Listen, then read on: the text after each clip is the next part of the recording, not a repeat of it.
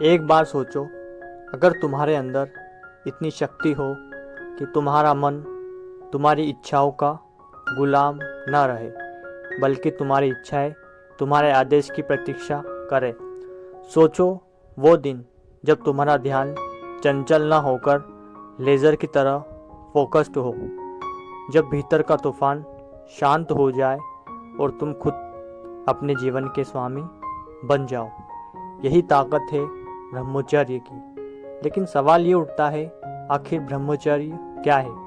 क्या ये सिर्फ सेक्स से दूर रहना है, या ये एक ऐसी चेतना है जो तुम्हारे मन, शरीर और आत्मा को एक कर देती है?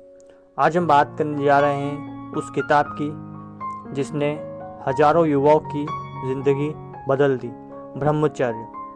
कब, क्यों और कैसे? श्रीमद् प्रेमानंद जी महाराज द्वारा।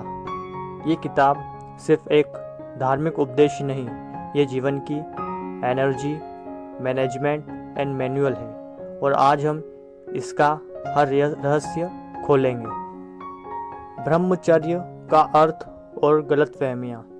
महाराज जी श्री सबसे पहले एक बात साफ करते हैं, ब्रह्मचर्य का मतलब काम वासनाओं को दबाना नहीं, बल्कि उनका सही दिशा में रूपांतरण करना है। लोग सोचते हैं कि ब्रह्मचर्य मतलब त्याग, लेकिन महाराज जी कहते हैं जहाँ त्याग है वहाँ संघर्ष है, और जहाँ समझ है वहाँ शांति है। काम ऊर्जा विनाश की नहीं, सृजन की शक्ति है। इसी ऊर्जा को अगर सही दिशा मिले तो वह शक्ति तब बनती है, सफलता बनती है, और एक व्यक्ति साधारण से असाधारण हो जाता है।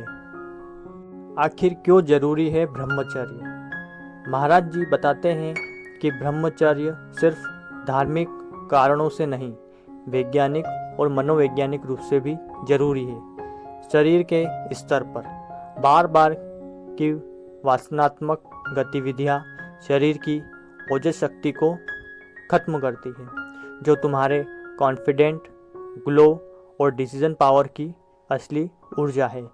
मन के स्तर पर हर बार जब मन अशांत विचारों में उलझता है, तुम्हारा ध्यान कमज़ोर होता है, तुम्हारी मेंटल बैटरी डिस्चार्ज हो जाती है। आत्मा के स्तर पर काम वासना में व्यक्ति बाहर की ओर दौड़ता है, पर ब्रह्मचर्य उसे भीतर की ओर मोड़ता है, जहाँ असली शांति, असली आनंद है। युवाओं की समस्या, हस्तमैथुन, स्वप्न दोष और भ्रम।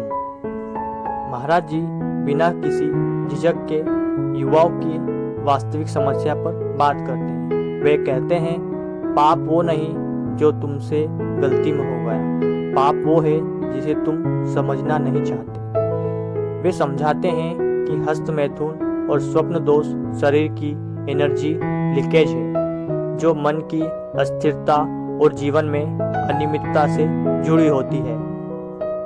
समाधान क्या है? सुबह जल्दी उठना और व्यायाम करना, दिन भर व्यस्त रहना, ध्यान, जप या प्राणायाम करना, भोजन हल्का और सात्विक रखना, और सबसे जरूरी विचारों पर नियंत्रण रखना।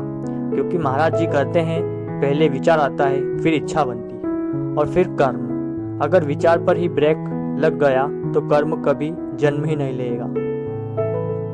ब्रह्मचर्य का विज्ञान और ऊर्जा रूपांतरण। यहाँ महाराज जी समझाते हैं कि शरीर की स्खलन ऊर्जा और सृजन ऊर्जा वास्तव में एक ही है। वह ऊर्जा जो बच्चे को जन्म दे सकती है, वही ऊर्जा अगर ऊपर की ओर मोड़ दी जाए तो वह सृजनात्मक, स्मरण शक्ति, नेतृत्व और तपस्या बन जाती है। जो अपनी शक्ति को भीतर की ओर मोड़ देता है, वही साधारण मनुष्य से महापुरुष बनता है। कब और कैसे अपनाएं ब्रह्मचर्य? महाराज जी कहते हैं, हर व्यक्ति के लिए ब्रह्मचर्य का स्तर अलग है। कब? जब तुम्हारे अंदर ये जागृति आए कि मुझे अपने जीवन का निर्णय खुद करना है, तब से ब्रह्मचर्य शुरू होता है। कैसे? अपने लक्ष्य पर अटल रहो, डिस्ट्रैक्शन से दूरी बनाओ, सात्विक संगति रखो, और सबसे जरूरी खुद पर निगरानी रखो, न कि दबाव। संयम नहीं, यह आत्मा की स्वतंत्रता है। ब्रह्मचर्य का फल। जो इस पथ पर चल पाता है उसके जीवन में आने लगता है एक अजीब सा तेज, एक चुंबकीय व्यक्तित्व और एक शांति जो किसी भी सफलता से बड़ी होती। महाराज जी कहते हैं ब्रह्मचर्य ही वो बीज है जिससे ज्ञान, ध्यान और प्रेम का वृक्ष उगता है। अंततः ब्रह्मचर्य का असली अर्थ। अंत में महाराज श्री कहते हैं ब्रह्मचर्य का असली अर्थ काम से भागना नहीं बल्कि काम के ऊपर उठ जाना है। जो काम से भागता है वो डरता है, जो काम के ऊपर उठ जाता है वो मुक्त होता है। तो अगली बार जब तुम्हारे अंदर कोई वासना, कोई उत्तेजना उठे तो दबाव मत, उसे देखो, समझो और फिर उस ऊर्जा को अपने लक्ष्य में, अपने ध्यान में, अपने जीवन निर्माण में बदल दो। यही है ब्रह्मचर्य की असली साधना। और अगर तुम ये समझ गए तो तुमने सिर्फ अपनी इच्छाओं पर नहीं, पूरे जीवन पर विजय पा ली। अगर आपको ये वीडियो पसंद आया तो वीडियो को लाइक और कमेंट करना ना भूलें और चैनल को सब्सक्राइब करना ना भूलें। फिर मिलेंगे ऐसी किसी अन्य बुक समरी के साथ। तब तक के लिए नमस्कार।